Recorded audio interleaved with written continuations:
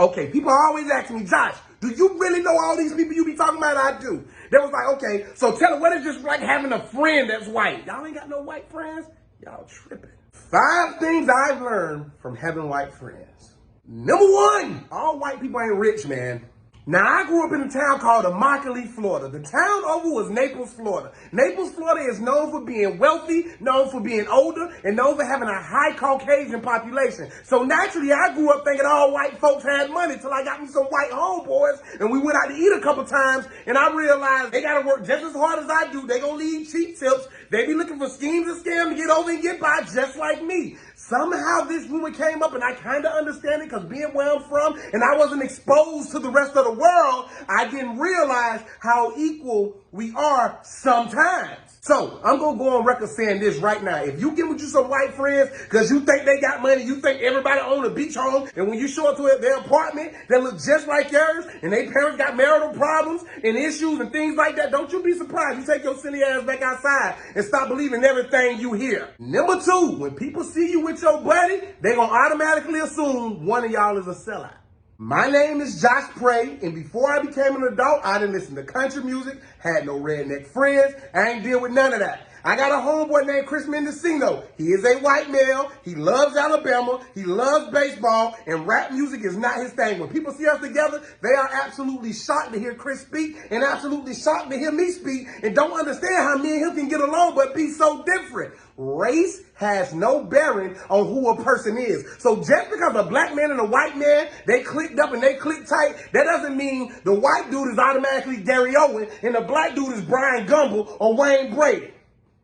Get it out your head. Stop believing everything you think. Number 3, white folks understand social and racial inequality. I can't speak for everybody. I can just speak for the white folks I know and my homeboys and my homegirls. When it comes to racial inequality or social inequality, it's not something that goes on deaf ears. It's not something that's not talked about. Although the conversation may be uncomfortable, it is not something you want to talk about at 10 a.m., 11 a.m. at your child's baseball game. When the conversation gets brought up, the people that I've dealt with, they have absolutely no problem respectfully having the conversation, giving insight, and taking insight. All you got to do is be able to approach a conversation how a conversation should be approached. Maturely, with open ears, and willingness to listen. That's number 3.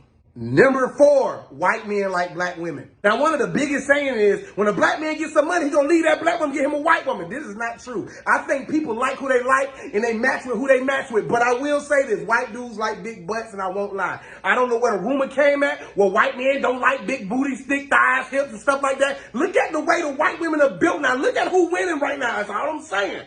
White men love black women. They love that thick stuff. They love the smell of green hair grease. White men love black women. Like black men like white women, and white women like black men, and white women like white men, and black women like white men, and black women like black. You get what I'm trying to say. There is no racial disparity when it comes to relationships. And number 5, this is the most awkward one. All white dudes ain't.